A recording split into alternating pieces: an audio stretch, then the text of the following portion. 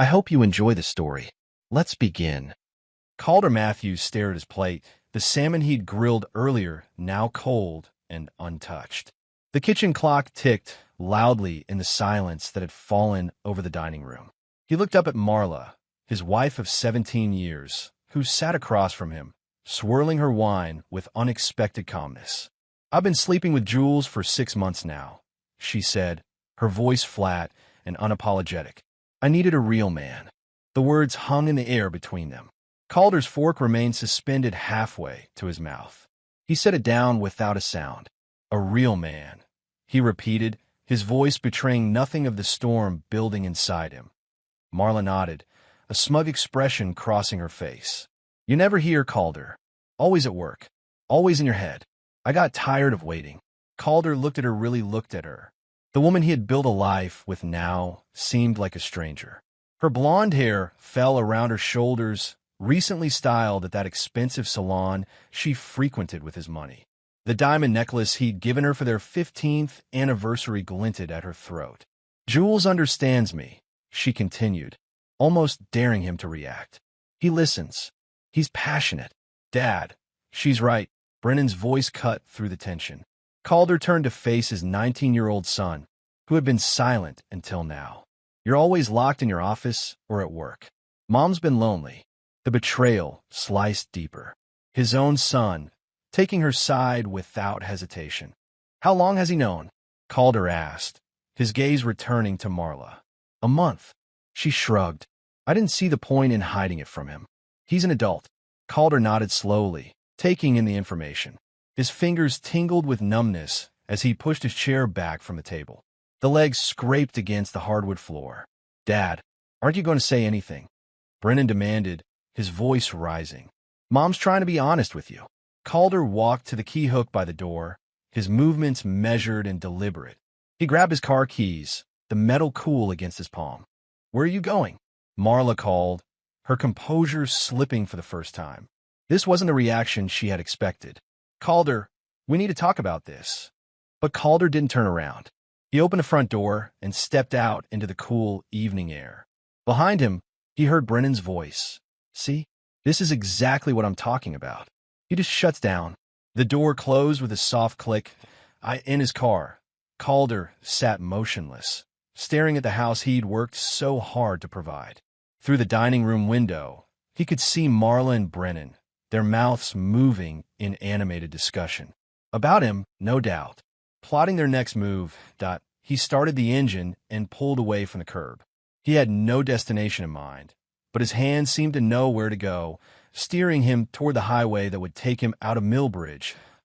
As the miles stretched between him and the broken family he left behind, Calder's mind remained strangely clear. There was no rage, no desperate sadness, only a cold, growing resolve. They had made their choice. Now he would make his. The gravel crunched under the tires as Calder pulled up to the cabin. Pine Hollow looked exactly as he remembered. A small, weathered structure nestled among towering trees, isolated from the nearest neighbor by a quarter-mile of dense forest. His father had built this place with his own hands, a sanctuary from the world. Now it would serve the same purpose for him. Calder stepped out of the car, stretching his stiff limbs after the 3-hour drive. The mountain air filled his lungs, crisp and clean. He hadn't been here in over 2 years. Marla had always complained about the lack of amenities, and eventually he'd stopped suggesting weekend trips. The key stuck in the lock, rusty from disuse. With a firm twist, the door swung open with a groan. Dust motes danced in the beam of his flashlight as he made his way inside.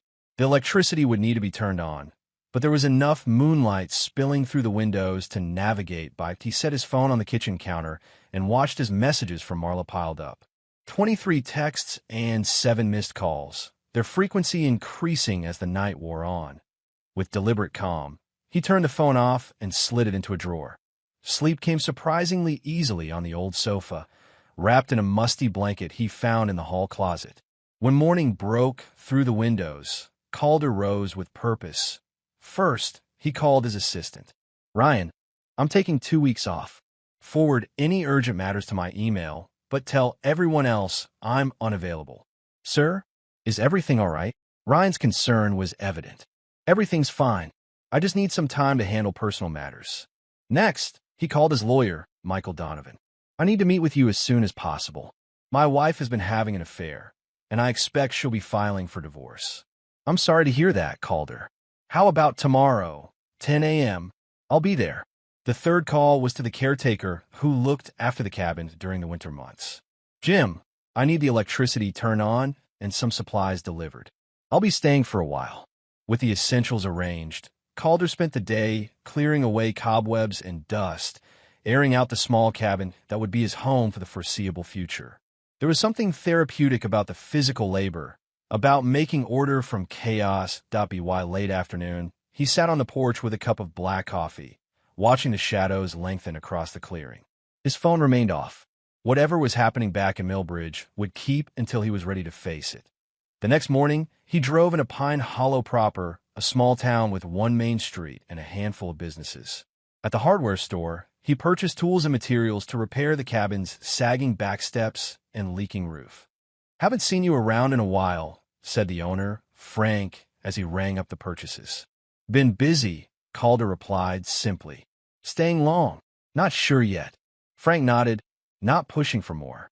That was the beauty of small towns like Pine Hollow. People minded their own business. Over the next week, Calder fell into a routine. He woke at dawn, worked on the cabin until noon, drove into town for lunch at the local diner, then returned for more repairs until sunset. In the evenings, he sat by the fireplace, drafting plans not for the cabin, but for his life. That on the seventh day, he finally turned his phone back on.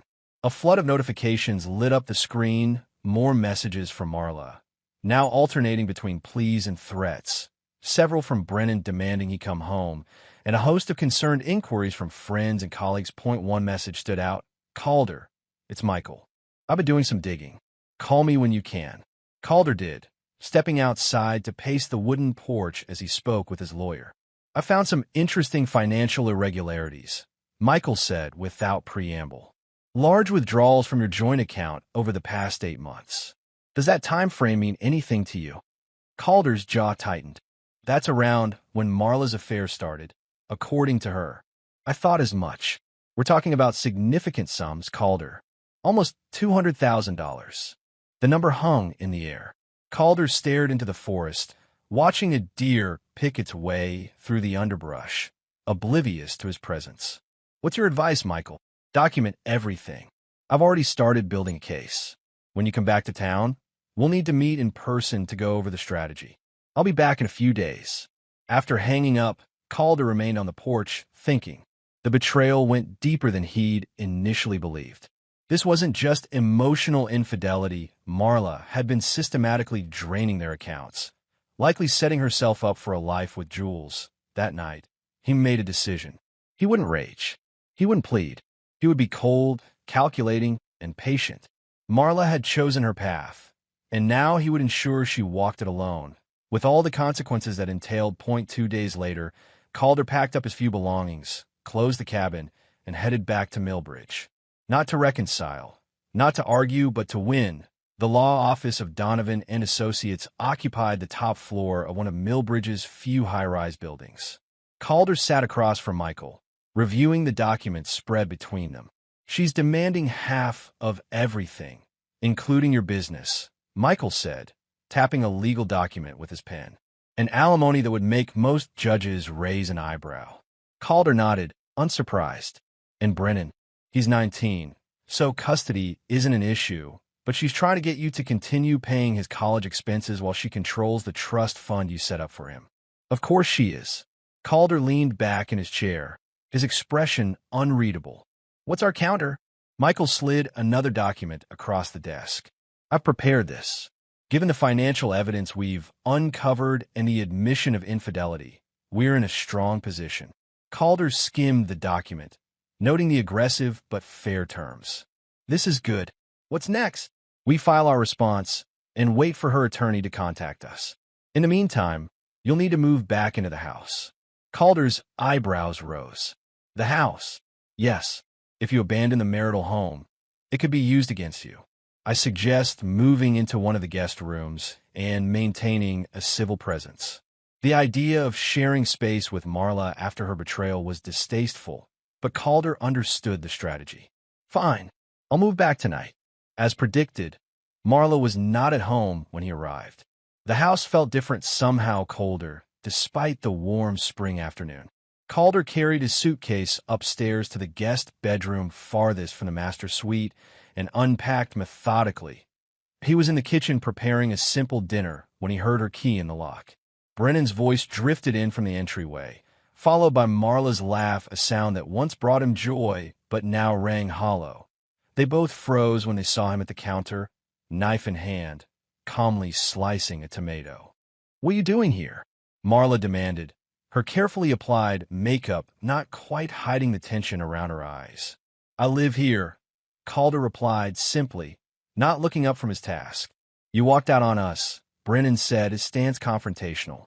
"You don't get to just come back like nothing happened."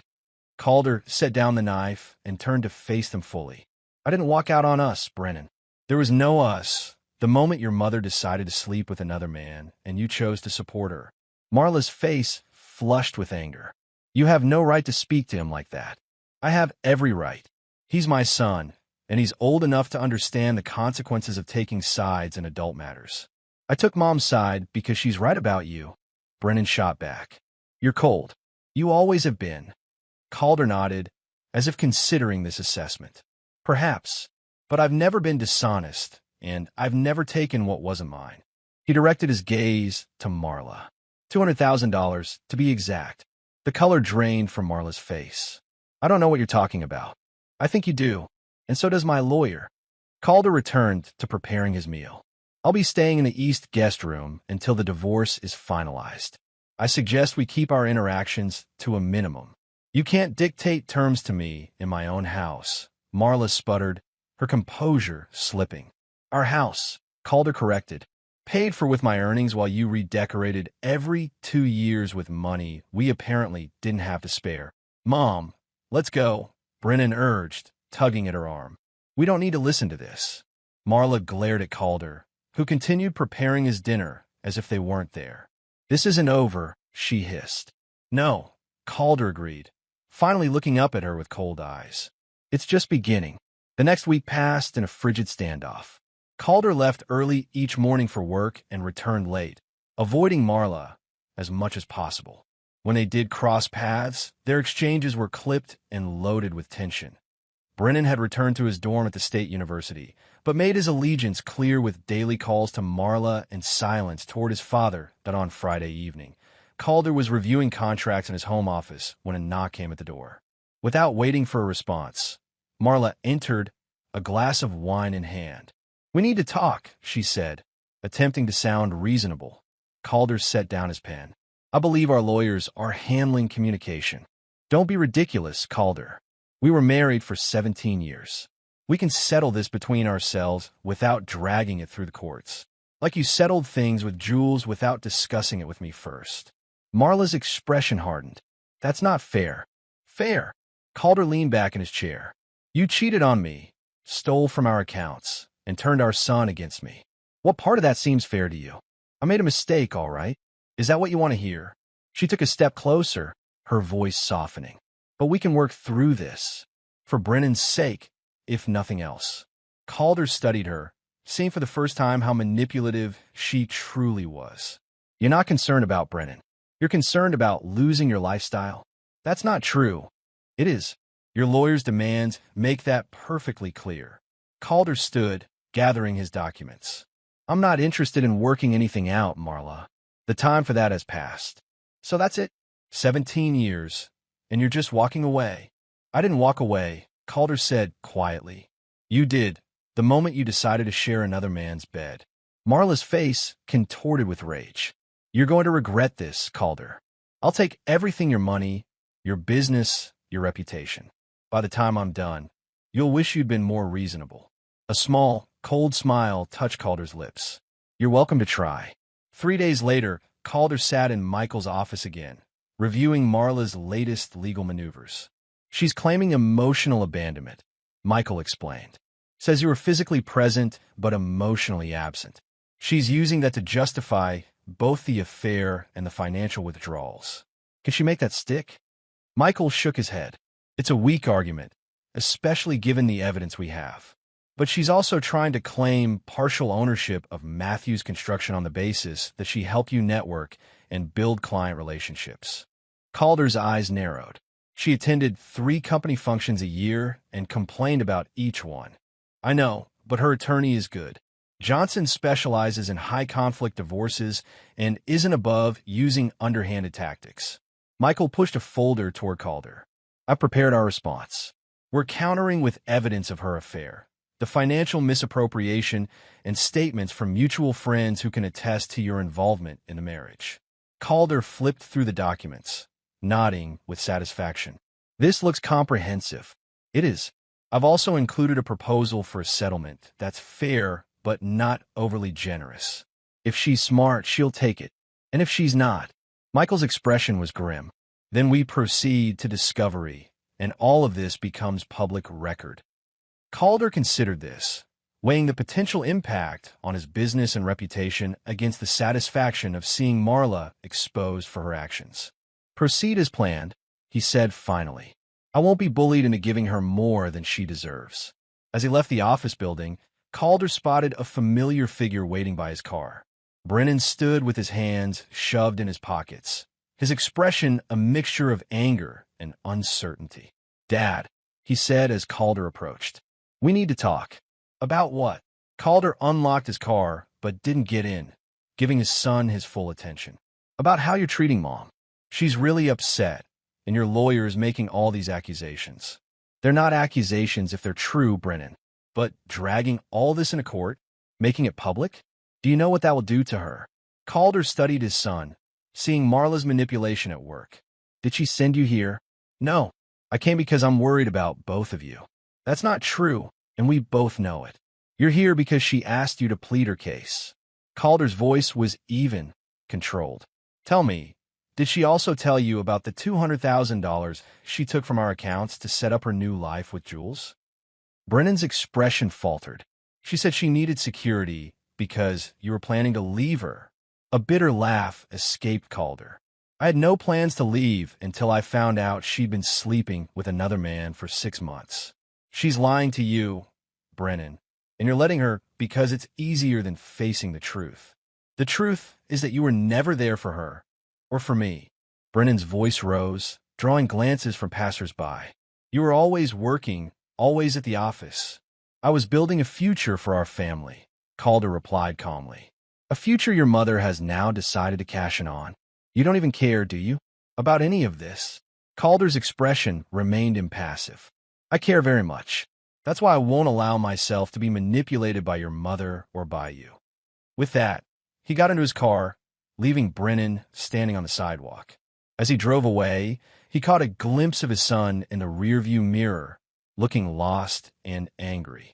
Part of him ached to go back, to try to explain, to salvage something of their relationship. But Calder had made his decision.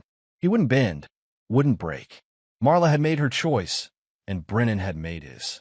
Now, they would all have to live with the consequences. The Millbridge Gazette was never known for subtlety, but the front-page headline took even Calder by surprise. Local realtor in multiple affairs, prominent wives devastated. Beneath it, a candid photo of Jules Harmon showed the man walking out of an upscale restaurant, his arm around a woman who was definitely not Marla. Calder scanned the article as he sipped his morning coffee. According to the report, Jules had been juggling affairs with at least 4 women in town, including the wife of Councilman Porter. Anonymous sources claimed he targeted wealthy, unsatisfied wives, using his charm to secure financial investments in fictional real estate ventures. The phone rang, disrupting his reading. It was Michael. Have you seen the paper? His lawyer asked without preamble. I'm looking at it now. Interesting timing. Indeed. The councilman's wife filed a police report alleging fraud. Apparently, Harmon convinced her to invest $300,000 in a development that doesn't exist. Calder set down his coffee. Criminal charges? Likely. The DEA is investigating, and word is that several other women are coming forward. And Marla? Michael's voice held a hint of satisfaction. No comment from her in the article, but my sources tell me she's absolutely blindsided. She had no idea he was seeing other women, let alone defrauding them. After hanging up, Calder folded the newspaper carefully and placed it on the kitchen counter where Marla would be sure to see it. Then he left for work, a sense of grim vindication settling over him by mid-morning. His phone was buzzing incessantly with texts from friends and business associates, all expressing varying degrees of sympathy and curiosity. Calder ignored most, responding only to a few close friends with brief, non-committal replies. Ryan knocked on his office door around noon. "Sir, Mrs. Matthews is in the lobby. She's demanding to see you." Calder glanced at his watch. "Send her up." When Marla stormed into his office minutes later, it was clear she'd been crying. Her carefully applied makeup couldn't hide the redness around her eyes or the blotchy flush on her cheeks. "Did you know?" she demanded without preamble, slamming the newspaper down on his desk. "Did you know about the others?" Calder regarded her calmly. "No, but I'm not surprised. What's that supposed to mean?" "It means that men who cheat with married women aren't typically known for their moral fortitude." Marla collapsed into a chair, her anger deflating into despair. "He said I was special, that what we had was real. I imagine he said that to all of them." Calder's voice held no sympathy, including Councilman Porter's wife, who's now pressing charges for fraud. Her head snapped up. "What? Your boyfriend wasn't just collecting hearts, Marla. He was collecting investment capital for developments that don't exist." Calder leaned forward, eyes cold. "Tell me, how much of our money did you give him?" The color drained from her face. "I didn't. The $200,000 you took from our accounts. Did it go to Jules's non-existent real estate ventures?" "It wasn't like that," she whispered, but her eyes told a different story. "Of course it was. You were just another Mark, Marla. Another wealthy, bored wife he could charm and exploit. You're enjoying this, aren't you?" Her voice sharpened. "Seeing me humiliated. I don't take pleasure in your humiliation," Calder replied honestly. "But I won't pretend to be sorry that the truth is coming out. Everyone's talking about it. The looks I got at the grocery store this morning." She shook her head, fighting back tears. "My friends won't return my calls. They're not really your friends if they abandon you at the first sign of trouble. Like you did." She shot back to Calder's expression hardened. "I didn't abandon you, Marla. You betrayed me. There's a difference." "I made a mistake, Calder." Her voice softened, taking on a pleading quality. "A terrible mistake. But we can get past this. We could go to counseling, start over." "No." The word was final, unyielding. "There's no starting over. Not after this. Because you're so perfect." Anger flared in her eyes again. "Because you never made a mistake? I'm far from perfect. But betrayal isn't a mistake, Marla. It's a choice. One you made repeatedly for months." Calder stood, signaling the end of the conversation. "Now, if you'll excuse me, I have work to do." "Calder, please. Don't do this. Think about Brennan, about our family. You should have thought about Brennan and our family before you started sleeping with Jules." Calder's voice was flat, emotionless. "Actions have consequences, Marla. It's time you faced yours." She stared at him for a long moment, her expression shifting from pleading to cold recognition. "You really don't care anymore, do you?" "I care about protecting what's mine. Beyond that." He shrugged. "No, I suppose I don't." As the door closed behind her, Calder returned to his desk, forcing himself to focus on the contracts awaiting his review. He wouldn't allow himself to dwell on the broken look in Marla's eyes or the twinge of something not regret, but perhaps recognition of what once was that he felt at her departure. That evening, as Calder walked into the house, he found Marla on the phone in the kitchen, her voice low and urgent. "Jules, please call me back. We need to talk about this. About us." A pause. "I know what the papers are saying, but I want to hear your side. Please." She froze when she saw Calder, quickly ending the call. They regarded each other in silence for a moment. "He won't call back," Calder said finally, setting his briefcase on the counter. "He's probably halfway to another state by now. You don't know that. I know his type." Calder moved to the refrigerator, pulling out ingredients for a simple dinner. "He's a con man, Marla. He takes what he wants and moves on." "He loved me," she insisted, though her voice lacked conviction. "Did he? Or did he love what you could give him?" She had no answer for that. Over the next week, the scandal grew. More women came forward, the total of missing investments climbing to nearly $1 million. Jules Harmon had indeed disappeared, his real estate office emptied overnight, his cell phone disconnected. Marla became a virtual recluse, avoiding public places where whispers and stares followed her.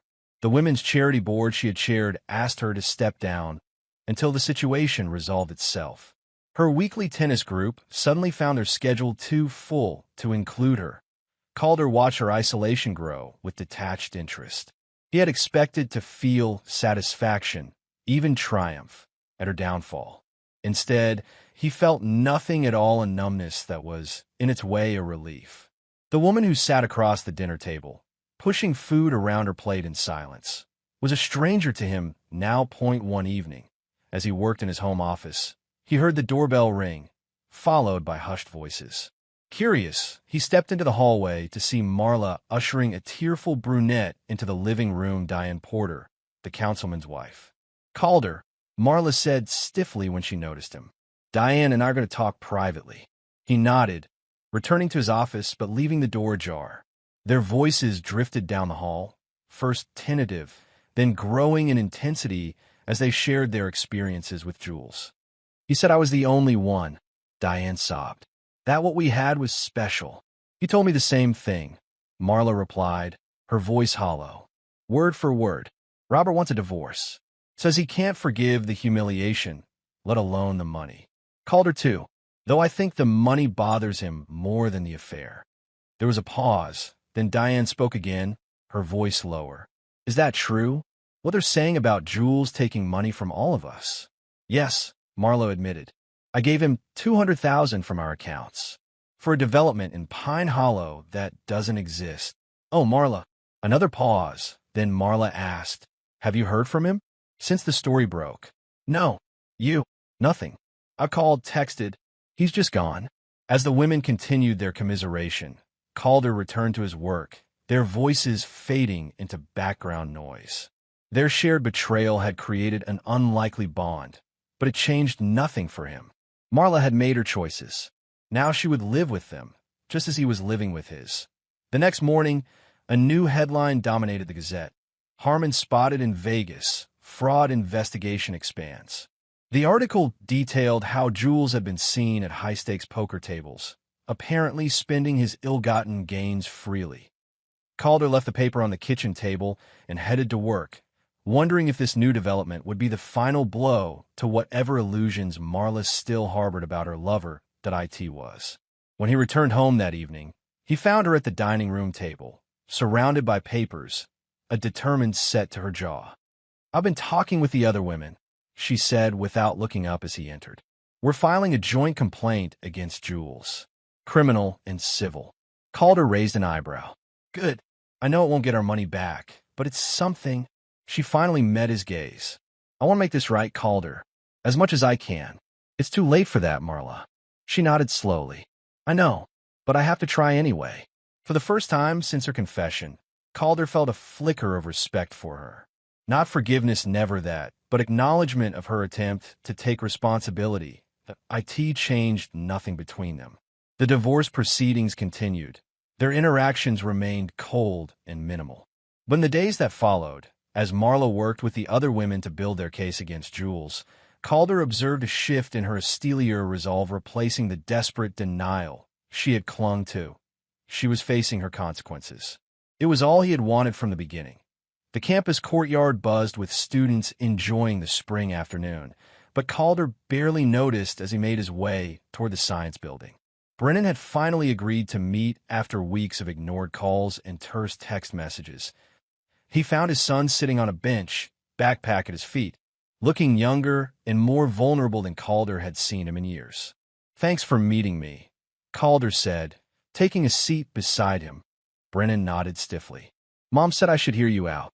The words were like a splash of cold water. Your mother told you to meet me? She said you have a right to explain your side, even if... He trailed off, looking away. Even if she disagrees, Calder finished for him. Interesting timing, considering the revelations about Jules. Brennan's shoulders tensed. This isn't about him, isn't it? Calder leaned forward, resting his elbows on his knees.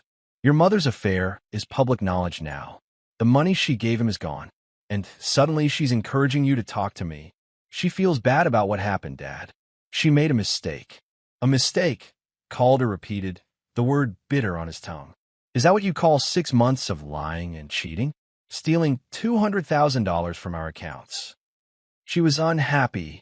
Brennan's voice rose, drawing glances from passing students. You were never there for her, for either of us. Always working, always at the office. I was building something for our family, Calder replied evenly. Everything I did, every hour I worked, was to give you both security and opportunities. We didn't need more money or bigger houses, Dad. We needed you to be present. And that justifies what she did. Brennan looked away. No, but explains it. Calder studied his son, seeing the conflict in his expression. You're still defending her. She's my mother, and I'm your father. But you didn't hesitate to take her side, did you? To blame me for her actions. I didn't. You did, Brennan. From the moment she confessed, you backed her story that I was somehow responsible for her affair. Brennan's face flushed with anger. What was I supposed to do? You just walked out. You didn't even try to talk about it, to work things out. There was nothing to work out. She betrayed our marriage and stole from our family. She chose Jules over us. And now you're choosing revenge over salvaging what's left of our family. Brennan shot back. Mom at least wants to try to make things right. Calder laughed, a short, harsh sound. Is that what she told you? That she wants to reconcile? To make things right? She's filing charges against Jules. She's admitted she was wrong. Because she has no choice, Calder corrected. Because her lover has been exposed as a fraud who is using her, just like he used all the other women. Her reputation is in tatters. Her social circle has abandoned her. And now she's looking for a safety net. Brennan shook his head in disgust. You're so cold. Do you even care about what this is doing to her? To me, I care very much about what this is doing to you, Calder replied, his voice softening slightly. That's why I'm here, trying to make you understand the reality of the situation. What reality? That you're determined to destroy Mom. That your mother used you, Calder said flatly. She manipulated you to gain control over me.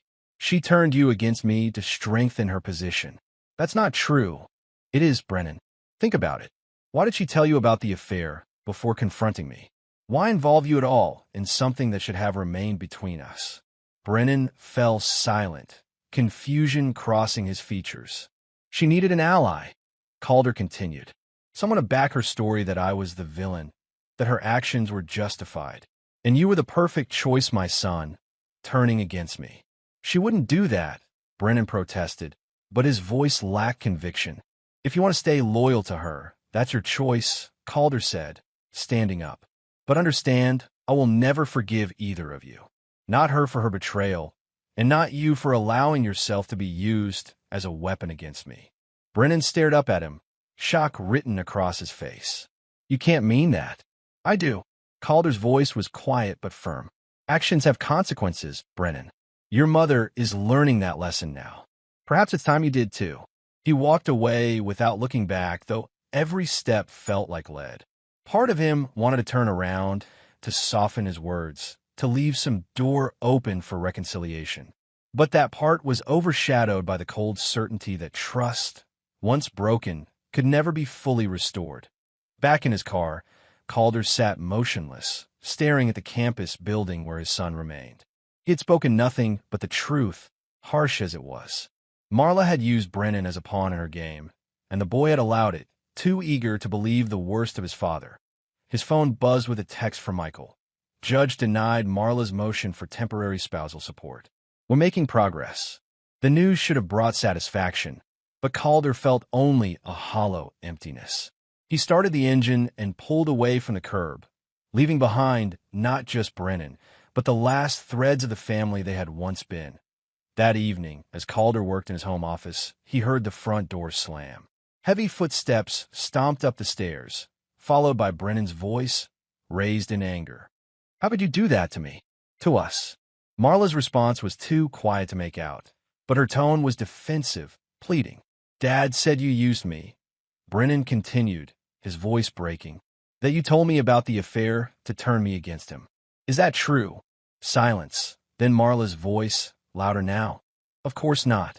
Your father is trying to manipulate you. Can't you see that? He's trying to drive a wedge between us because he knows we're stronger together.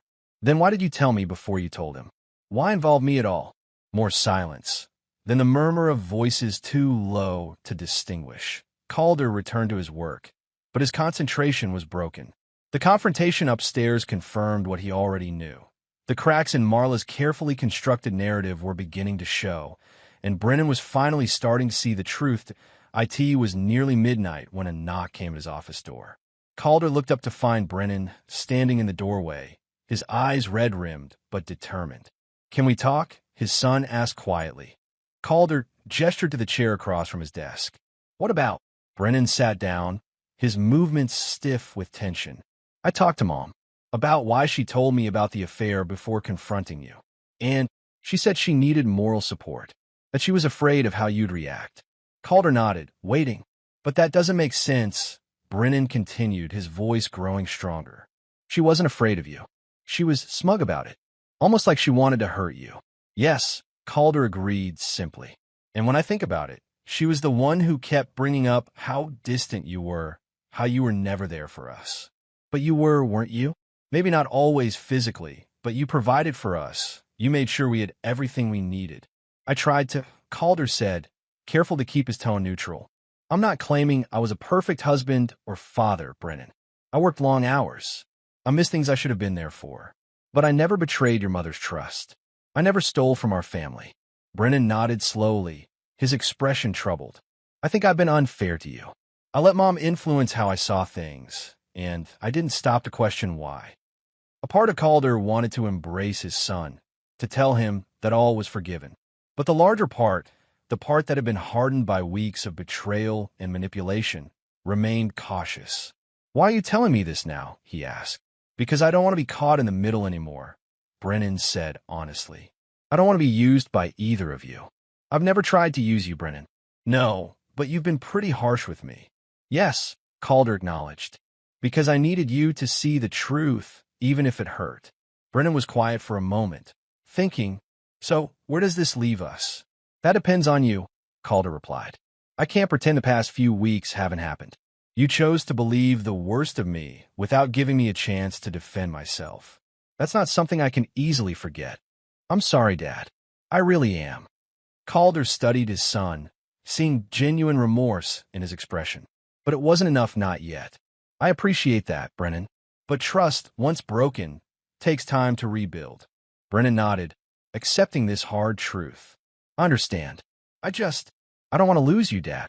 "You haven't lost me," Calder assured him, his voice softening slightly. "But things can't go back to the way they were. We all have to live with the choices we've made."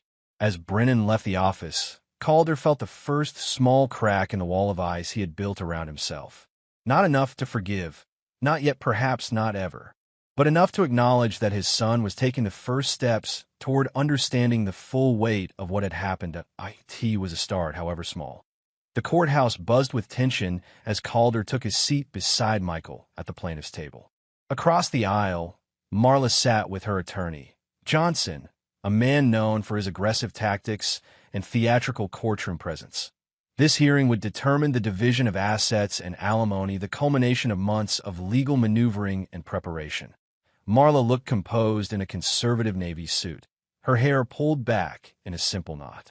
But Calder could see the strain in the tight line of her mouth, the slight tremor in her hands as she arranged papers before her.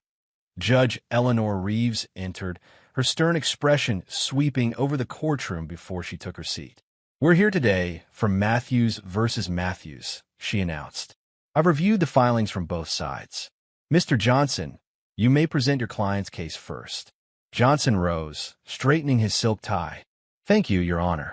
We're seeking equitable distribution of marital assets, including Mr. Matthews' business, which Mrs. Matthews helped build through her extensive networking and client relationships. Additionally, we're requesting alimony that reflects the lifestyle Mrs. Matthews has maintained throughout the marriage." Judge Reeves nodded. "And the recent developments regarding Mrs. Matthews' alleged involvement with Mr. Harmon? A regrettable personal matter, Your Honor, but one that has no bearing on the division of assets. Mrs. Matthews' brief indiscretion doesn't negate 17 years of marriage or her contributions to Mr. Matthews' success. I see. Mr. Donovan, your response? Michael stood, his demeanor calm and focused.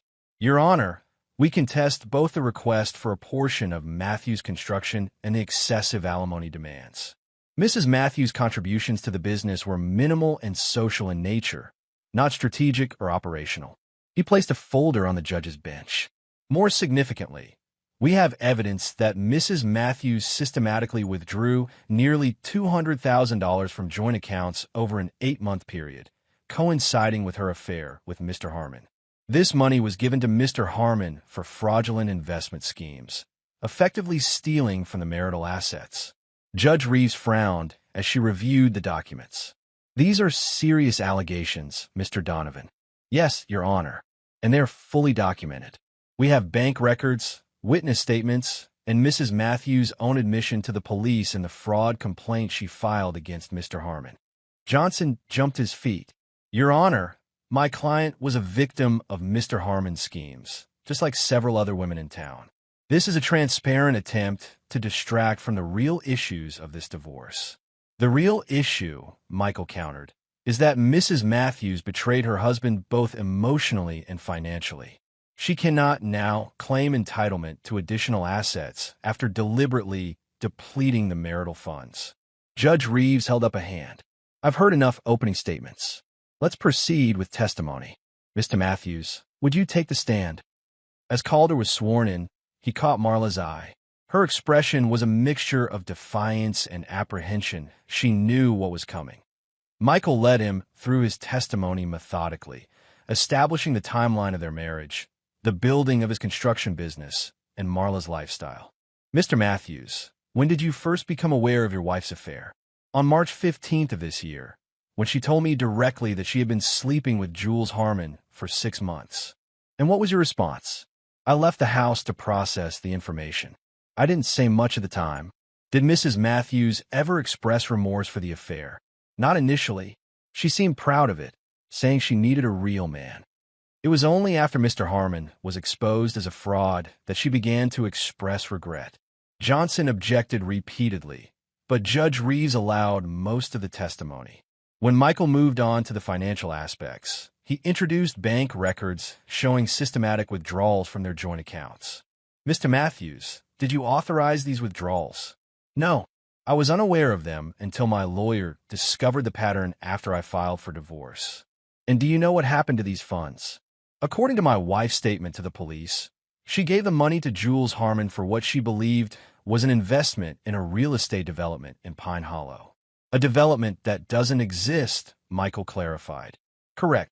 When Johnson began his cross-examination, his tone was aggressive, his questions designed to provoke. Mr. Matthews, isn't it true that you regularly worked 60 to 70 hours a week throughout your marriage? During certain periods, yes, while building the business. And isn't it true that you missed numerous family events, birthdays, anniversaries, your son's school functions because of work? I missed some events, yes. Some. Johnson raised an eyebrow theatrically.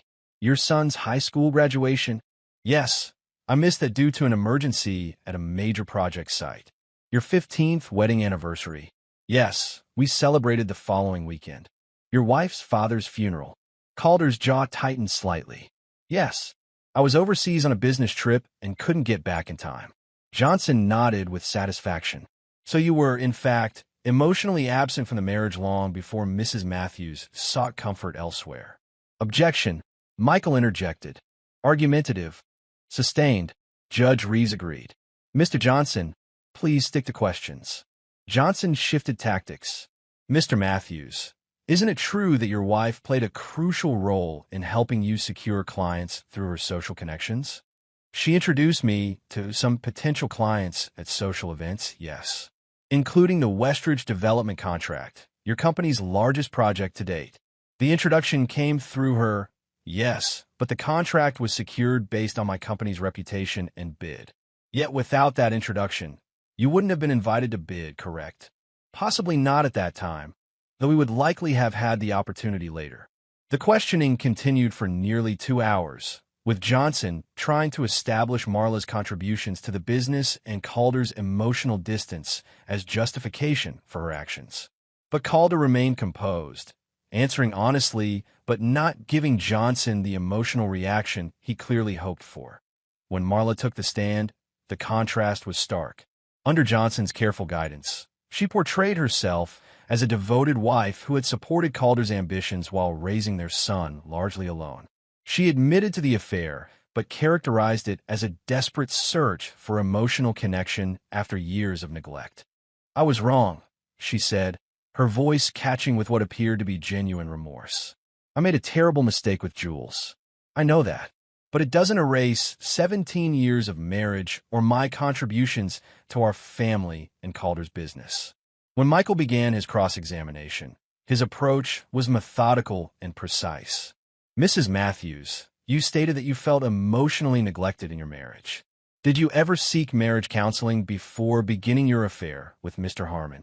"No, but a simple yes or no will suffice, Mrs. Matthews.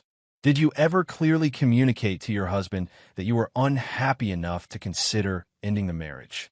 "Not in those exact words. In fact, according to your credit card statements, during the period of your affair, you spent over $30,000 on personal items, designer clothing, spa treatments, weekend trips, all paid for by the income from your husband's business. Is that correct?" Yes." Michael then moved to the financial withdrawals, having Marla confirm the amounts and dates. "And what did Mr. Harmon tell you this money was for, specifically?" "A condominium development in Pine Hollow. He said it was a guaranteed return of 20% within 6 months. Did you consult with your husband or a financial advisor before making this investment?" "No." "Why not?" Marla hesitated. I knew Calder wouldn't approve. Because it was a poor investment? Or because it was going to your lover?" "Objection." Johnson called. Withdrawn, Michael said smoothly. "Mrs. Matthews, when did you first suspect that Mr. Harmon might be defrauding you?" "When the story broke in the newspaper about the other women." "Not before?" "Despite the fact that he never provided documentation of the investment or updates on the supposed development." "I trusted him," she said quietly. "You trusted him with $200,000 of marital assets, without any verification or due diligence. Is it your testimony?" By the time Michael finished his cross-examination, Marla's carefully constructed narrative had crumbled. Her tearful remorse seemed calculated, her claims of contributing to Calder's business success exaggerated. After both sides presented their closing arguments, Judge Reeves announced she would issue her ruling the following week. As the courtroom emptied, Calder felt a strange sense of detachment. The details of his private life had been laid bare in this public forum, yet he felt nothing but a quiet determination to see the process through to its conclusion. Outside, reporters clustered on the courthouse steps. Calder declined to comment, walking briskly to his car with Michael at his side. "We presented a strong case," his lawyer assured him. "Reeves is fair but unsentimental. I think she saw through Johnson's theatrics." "What are our chances?" Calder asked as they reached his car. "Good. Very good." Michael smiled slightly. Johnson overplayed his hand with the emotional neglect angle. Without evidence of actual abuse or abandonment, it's just not compelling enough to justify Marla's actions. Calder nodded, feeling the first hint of relief since this process began. And the business? Safe. Her contributions were minimal and indirect. Reeves won't award her any ownership stake. A week later, Calder sat in the same courtroom as Judge Reeves delivered her ruling. Her voice was clear and firm as she outlined her decision. "Regarding the petition for alimony, I am granting Mrs. Matthews temporary support for a period of 2 years to allow her to reestablish herself professionally. The amount is set at $3,000 monthly, significantly less than requested, in light of the unauthorized withdrawals from joint accounts." Marla's face fell, her knuckles white as she gripped the table before her. "As for the division of assets," Judge Reeves continued, "the family home is to be sold, with proceeds divided equally after the $200,000 withdrawn by Mrs. Matthews is deducted from her share." She then addressed the business directly. "Matthews Construction remains the sole property of Mr. Matthews." Mrs. Matthews' contributions, while noted, were not substantive enough to warrant partial ownership. Johnson leaned over to whisper urgently to Marla, who shook her head firmly. When the judge had finished outlining the division of remaining assets and retirement accounts, she addressed them directly. This divorce, like many, has been contentious and painful for all involved, but it is now concluded. I expect both parties to abide by the terms set forth today and to move forward with their lives. As the court was dismissed, Calder felt no triumph, no vindication, only a muted sense of closure. He had protected what was his, had refused to be manipulated or bullied into giving Marla more than she deserved. His life would continue, altered but intact. Marla caught his eye as they exited the courtroom, her expression unreadable. For a moment, it seemed she might approach him, but Johnson steered her toward a side hallway, already discussing the possibility of an appeal. Calder watched them go, feeling the last thread connecting him to his former life finally sever. There would be practical matters to address: selling the house, dividing personal possessions, but the hard part was over. He had won, not because he was better than Marla, but because he had refused to let her break him. In that refusal, he had found his strength. The summer heat shimmered above the asphalt as Calder pulled into the driveway of his new home, a modern two-bedroom condo overlooking the river. After weeks of showings, the family house had finally sold, bringing that chapter to a definitive close. He was unloading groceries from his car when his phone buzzed with a text from Brennan. "Dad, can we talk? I'm back in town for a few days. Important." Calder stared at the message, his thumb hovering over the screen. It had been weeks since their confrontation at the university, weeks of minimal communication consisting mostly of terse texts about practical matters. After a moment's hesitation, he typed, "I'm at the new place. You can come by at 6. The response was immediate. "Thank you. See you then." The hours until Brennan's arrival passed slowly. Calder busied himself with unpacking the last few boxes in his home office, arranging books and files with methodical precision. The condo was smaller than the house, but suited him perfectly: clean lines, minimal furnishings, no traces of Marla's ornate taste. Precisely 6 p.m., the doorbell rang. Calder opened it to find his son standing uncertainly on the threshold, looking thinner than when he'd last seen him. "Come in," Calder said, stepping aside. Brennan entered, his gaze taking in the space. "Nice place. It works for me." Calder led him to the living room. "Would you like something to drink?" "Water will be great, thanks." When Calder returned with 2 glasses, he found Brennan standing by the window, looking out at the river below. "The view is amazing," his son commented, accepting the water. "It's why I chose it." Calder sat in one of the armchairs, gesturing for Brennan to take the other. "You said you wanted to talk." Brennan nodded, setting his glass on the side table. "I've been doing a lot of thinking over the past few weeks. About everything that happened with you and Mom, and my role in it." Calder remained silent, waiting. "I've realized that I was unfair to you," Brennan continued, his voice growing steadier. "I took Mom's side without question because it was easier than facing the truth.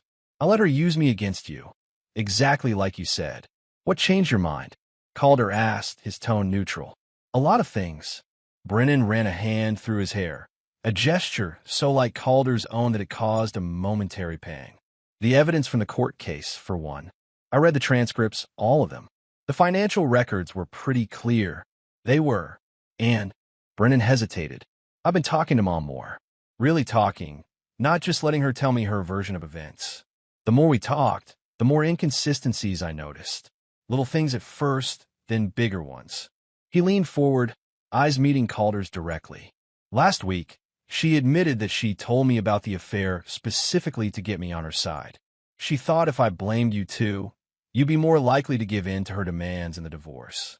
Calder absorbed this without visible reaction, though something cold settled in his stomach. "I see. I'm sorry, Dad," Brennan said, his voice cracking slightly. "I'm sorry I didn't trust you. I'm sorry I let myself be manipulated. And I'm sorry I turned on you when you needed support." The apology hung in the air between them, sincere and raw. Part of Calder wanted to accept it immediately, to bridge the gap that had grown between them. But the larger part, the part that had been hardened by betrayal, remained cautious. I appreciate you saying that, Brennan. I really do, but it's not enough, his son finished for him, a sad understanding in his eyes. It's not that simple, Calder clarified. Trust isn't rebuilt with a single conversation. I know. I'm not expecting you to forgive me right away. Brennan swallowed hard. I don't want to lose you, Dad. I don't want what Mom did to destroy our relationship, too. Calder studied his son, seeing genuine remorse in his expression. But it wasn't enough, not yet. You made your choice, Brennan. I can't forgive you for what you did, and I won't accept you back into my life as if nothing happened. You have to learn from this, even if it's too late for us. The words were harsh, but Calder delivered them without anger, simply stating what he believed to be true. Brennan flinched but nodded slowly. I understand, but I'm not giving up. I'll prove that I've changed, that I can be trusted again. That's your choice to make. They sat in silence for a moment before Brennan spoke again. How have you been? With the new place, the business? Good, Calder replied, allowing the conversation to shift to safer ground. The Westridge project is ahead of schedule. We're starting the Jensen development next month. That's great. And personally, Calder raised an eyebrow. What do you mean? Brennan hesitated. Are you seeing anyone? The question was unexpected. No, I'm not interested in that right now. Mom thinks you're involved with your friend Annalise. She's convinced you were having an affair with her before the divorce. A short, humorless laugh escaped Calder. Of course she does. It's easier for her to believe I was cheating too than to accept full responsibility for her actions. Were you? With Annalise, No, Calder said firmly. Annalise is a friend and business associate. Nothing more. Brennan nodded, accepting this. I figured. But Mom, he shrugged. She sees what she wants to see. How is she? Calder asked, surprising himself with the question. Struggling, Brennan admitted. The alimony helps, but she's having a hard time finding work. Her reputation in town is pretty much destroyed. That's unfortunate, but it's the consequence of her choices. I know. Brennan picked up his water glass, turning it in his hands. She's talking about moving to Portland, starting fresh where people don't know her. Calder nodded, but offered no comment. Marla's future plans were no longer his concern. They talked for another hour, carefully navigating around the most painful subjects. It wasn't comfortable, but it wasn't hostile, either a tentative first step toward something new. As Brennan prepared to leave, he paused at the door. Can I call you sometime? Maybe we could get lunch? Calder considered this, weighing his lingering hurt against the possibility of rebuilding some form of relationship with his son.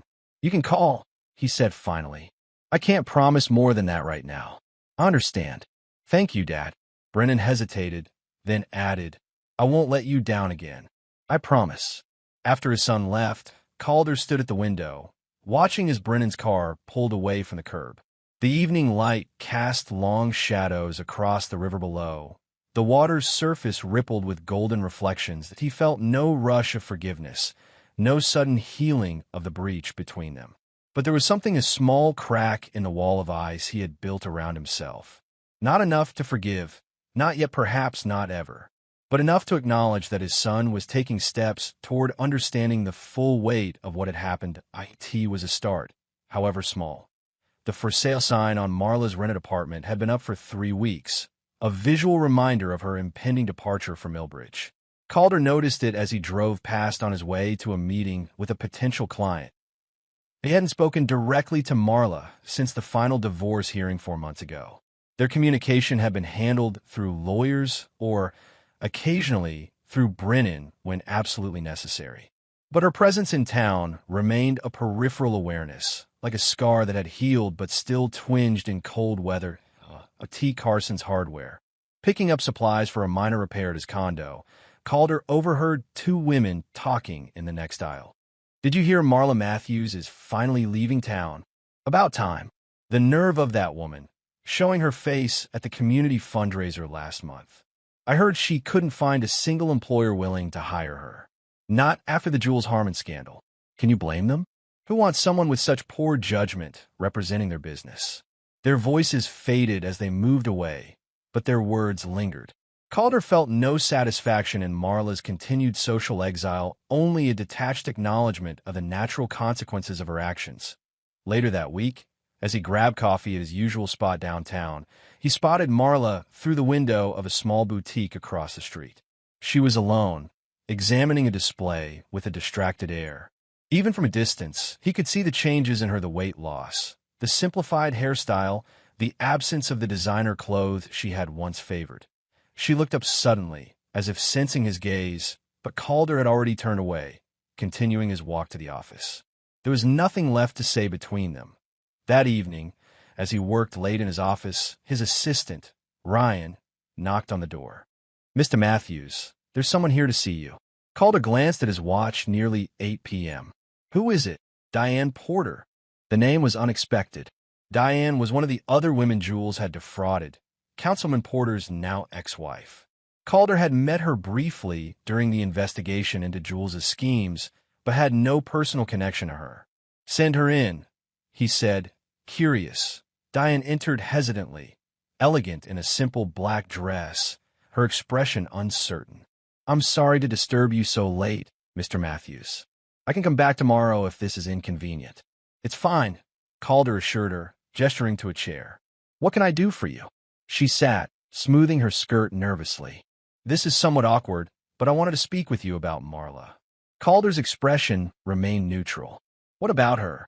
I know you have no reason to care about her welfare," Diane began. "And after everything that happened, I wouldn't blame you for washing your hands of the whole situation. But I'm concerned about her." "In what way?" "She's not doing well." Diane twisted her hands in her lap. "The money from the divorce is nearly gone: legal fees, rent, basic living expenses. She can't find work here, and she's too proud to ask her family for help." "I'm sorry to hear that," Calder said, meaning it. Despite everything, he took no pleasure in Marla's suffering. "But I'm not sure what this has to do with me." "Nothing really." Diane smiled sadly. "I just thought you should know. We, the other women involved with Jules, we've formed a sort of support group. Everyone's moving forward except Marla. She seems stuck." "Stuck how?" "She can't let go of the past, a view of the life she had. She talks about you constantly, alternating between blaming you for everything and expressing regret for what she did." Calder absorbed this, his expression unchanged. "Again, I'm sympathetic, but I don't see how I can help." "I'm not asking you to help her," Diane clarified. "I just thought, well, closure might be beneficial. For both of you." "We had closure," Calder said firmly. "In court, with a signed divorce decree. Legal closure, yes. But emotionally," she trailed off, then shook her head. "I'm sorry.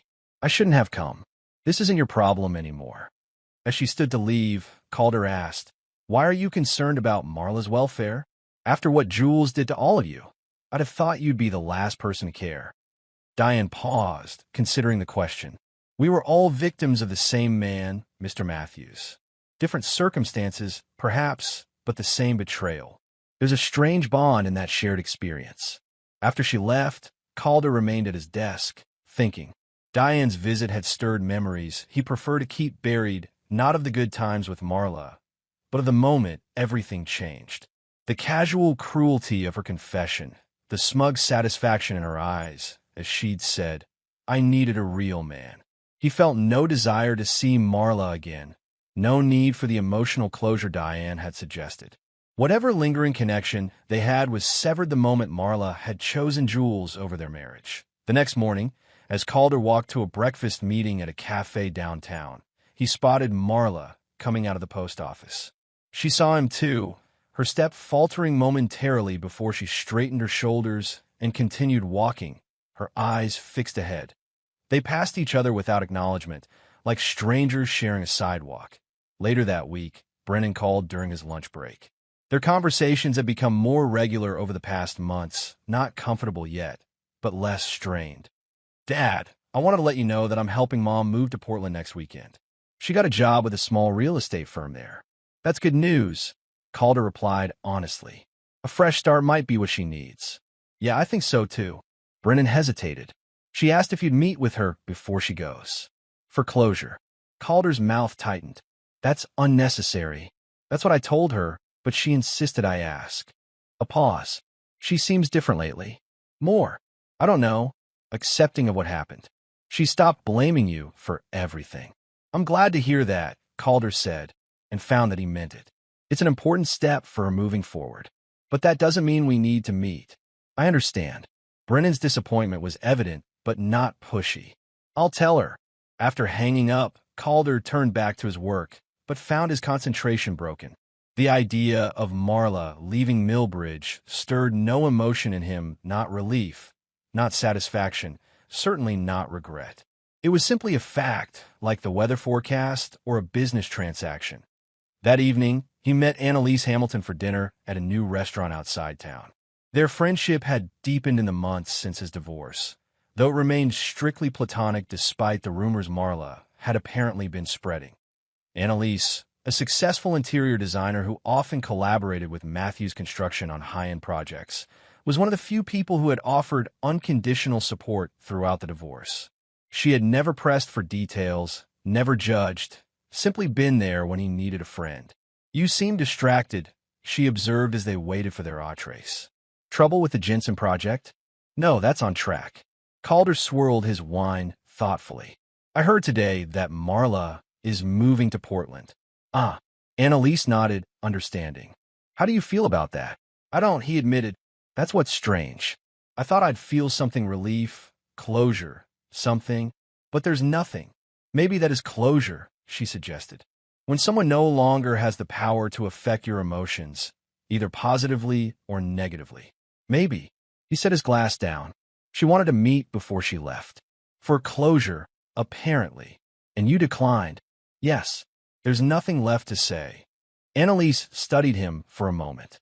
You know, sometimes closure isn't about what's said, but about seeing with clear eyes what is and what isn't anymore. Meaning that perhaps seeing Marla one last time would confirm what you already know, that the person you married no longer exists for you. That the connection is truly severed. Calder considered this. You think I should meet with her? I think you should do whatever brings you peace, Annalise corrected. If that's never seeing her again, so be it. But if there's any part of you that wonders, their dinner arrived, temporarily pausing the conversation. As they ate, Calder found himself contemplating Annalise's words. Was there any part of him that wondered? That needed confirmation that the severing was complete? He didn't think so. But the very fact that he was still thinking about it suggested otherwise. 2 days later, against his better judgment, Calder called Brennan. Tell your mother I'll meet her for coffee tomorrow at 2. At Morgan's, downtown. 15 minutes, no more. Really? Brennan sounded surprised. I'll tell her. Thanks, Dad. Don't thank me yet. I'm not promising anything besides showing up. Morgan's Cafe was quiet at 2 p.m., the lunch crowd gone and the afternoon regulars not yet arrived. Calder chose a table near the window, ordered black coffee, and waited, part of him still questioning the wisdom of this meeting. Marla arrived precisely on time, wearing a simple blue dress he had never seen before. She looked thinner, older, the confident glow that had once been her hallmark dimmed to a more subdued presence. Thank you for agreeing to meet, she said as she took the seat across from him. I wasn't sure you would. I wasn't either, Calder replied honestly. A server approached, and Marla ordered tea. When they were alone again, she spoke carefully, as if each word had been rehearsed. I wanted to see you before I left town, to apologize face to face for everything. Calder remained silent, neither accepting nor rejecting her apology. What I did was inexcusable, she continued. The affair, the lies, using Brennan against you. I've had a lot of time to think about why I did it, and I realize now that I was deeply unhappy, not because of anything you did or didn't do, but because of my own issues. Her fingers twisted nervously around her cup as she spoke. I blamed you because it was easier than taking responsibility. I told myself you were distant, unavailable, that you drove me to Jules. But the truth is I was selfish and looking for validation outside our marriage instead of working on the problems within it. The server returned with Marla's tea, interrupting momentarily. When she had gone, Calder finally spoke. Why are you telling me this now? Because I need to say it. Because I need to take responsibility before I leave and try to start over. Marla's eyes met his directly, and because you deserve to hear it, even if it changes nothing between us. Calder nodded slightly, acknowledging the sentiment, if not forgiving the actions. I appreciate the apology. I hope Portland is a fresh start for you. It has to be, she said with a small, sad smile. There's nothing left for me here except memories and regrets. They sat in silence for a moment, the space between them filled with the echoes of a shared past that could never be reclaimed. Are you happy, Calder? Marla asked suddenly. With your life now? The question caught him off guard, but he answered truthfully. I'm at peace. That's enough. And Annalise? Are you two? Friends, he said firmly. Nothing more. Marla nodded, accepting this. I spread those rumors about you two having an affair. I was angry and wanted to hurt you. I'm sorry for that too. It doesn't matter now. She glanced at her watch, aware that their agreed-upon 15 minutes were nearly up. I should go. Thank you for meeting me. As she stood to leave, Calder found himself asking, why did you tell Brennan about the affair before confronting me? The real reason. Marla hesitated, then answered with unexpected honesty. I knew he would take my side. I knew it would hurt you more than the affair itself, your son turning against you. I wanted to hurt you, Calder. I wanted you to feel as insignificant as I sometimes felt. The blunt admission hung in the air between them. Thank you for your honesty, Calder said finally. Goodbye, Marla. I wish you well in Portland. Goodbye, Calder. As she walked away, Calder felt neither closure nor regret, only a quiet certainty that this chapter of his life was truly ending. Not with dramatic flair, but with the simple acknowledgement of what was and what could never be again.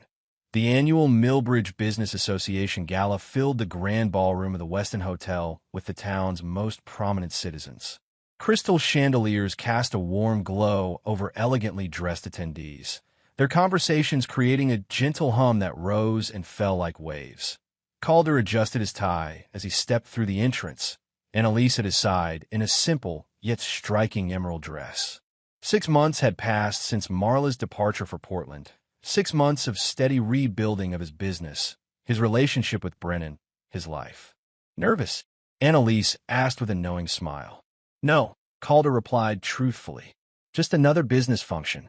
But they both knew it was more than that. This was his first major social appearance since the divorce. The first time he would face the collective gaze of Millbridge society, not as one half of the Matthews power couple, but as himself alone. Well, not entirely alone.